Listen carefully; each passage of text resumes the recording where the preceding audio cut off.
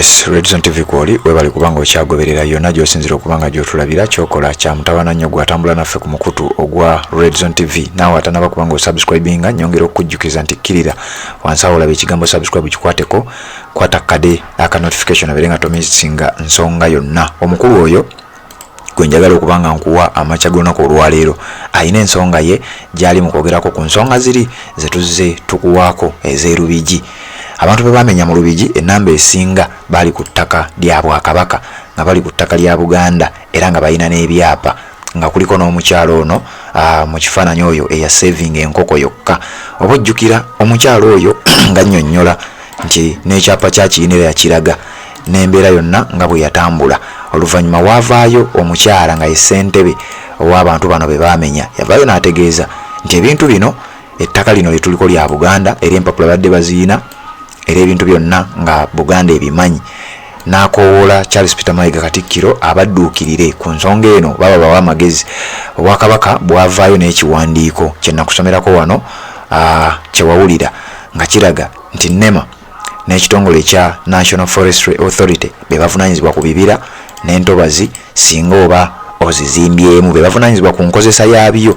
Kati kansooke nkuwe omusajja ono bamuyita uptop boss ayina endowooza ye gyawa ku nsonga zino eri ow'ekitiibwa Katikkiro.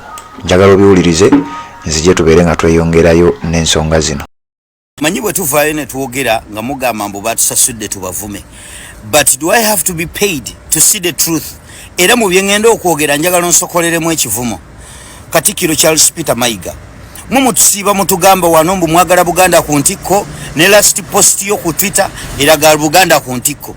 Naye Buganda egenda kubeera etya ku ntikko awatali bantu baayo? Abantu babakutte ne babamenyera amayumba gaabwe. Where you need to stand with your people bemugamba nti mubaagala. Tewali nyeyo yadde n'ekigere n'ekimu, wabula mwasindise aba Buganda Land Board be basindise mu representative kisajja kiri awo kiringa kikubi kya butayimbwa mbuje kyazo okuba representinga. Ningamba ku nsonga eno enkulu weti we mwandiyimiridde n'abantu bammwe ababeerawo mu kaseera konna babayiriddewo mubiri mu buli mbeera era ababaagadde mwe temulabise wabula mu syndical representative. Wabula bwe kituukanga ssaawa ya bivvulu eyo mubeerayo temusindika da representative era ne ku mitimbagano gyammwe ku social media handles zammwe ne mupostinga okulaga nti mugenda kubeerayo.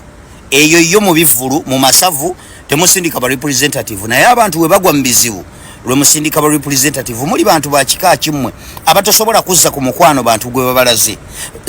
Katikkiro wa Buganda omaze ebbanga ng'okunama naye nze omuntu nsooka ne muwamu ka respect, naye kasita okunama n'olaga akapinki mba ngenda kasokona kati ngenda kukafumita ate ninza olunaku lw'enkya naku z'omwezi 21 nkulabe ng'olinnye ku Thanksgiving.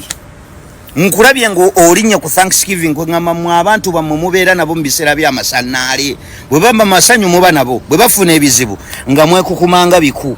Kati ninza akaseera k'enkya ku Thanksgiving okwate ekkubo olinnyeyo era w'olinyire Masaka bwoti fa adhanu biharubi minal laptop manyolangiridde olutalo kunze awo tuba tugenda kutambula bukwakku. Ate onavaawo ngera mugamba mbu musimanyi batusasudde tubavume, ogenda kuba omaze okulangirira olutalo kubanga ffe we twasomera twabeeranga ne bayizi bannaffe mu candidate classes. Ogenda okulaba munnammwe omu temukyamulaba ne mubuuza nti gundi ali ludda wanga takyajja ate tuli mu candidate class ne bakugamba nti munnange teyasobodde kujja ali mu kujjanjaba kitaawe. Kikulaga obukulu bw'okubeera nga mulina okujjanjaba omuntu mba nga mulina omulwadde mu nnyumba. Kati okusinziira ku mbeera eyafulumizibwa ekiwandiiko ekyafulumizibwa gavumenti ya Namibia nga kiraga embeera kabaka mwali, kati gojja kutubuulira amaanyi ogajjawo agagenda mu bikujjuko tova wano mu Thanksgiving ng'embeera yabunkeeko okusinziira ku kiwandiiko ekyafulumizibwa.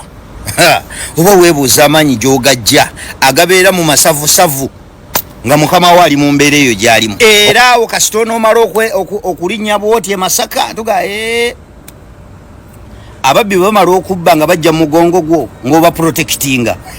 Ate ffe abanaku tetubbwa kasita otubba ku nnaku gye tulimu ffe tuba tetukyamanyi babitiibwa.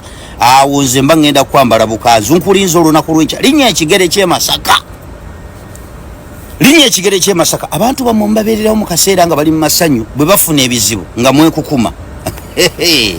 ogenda kakasa munywanyi nze nkubuulira ku kigere omanya tulinamu abaana nga badefenda balala bawuutanyi nga ba midfielder kati nze ndi muteebi mukwano ngenda kukuteeka mu katimba mama amot. Yes, ndowooza obiwulidde ebibuuzo bye abuuza bwe bituuka ku bikujjuko. Mu bikujjuko muno ndowooza byategeeza mulimu enkuuka, kubanga enkuuka etegekebwa era Oweekitiibwa Katikkiro y'omu ku bagibeera mu mitambo nti ate enkuuka bw'etuuka abantu bano be muyita ate nammwe kennyini mugiteekamu obudde bwammwe, mugiteeka ku mitimbagano gyammwe. Lwaki ensonga zaabwe ku mitimbagano gyammwe terinnyako?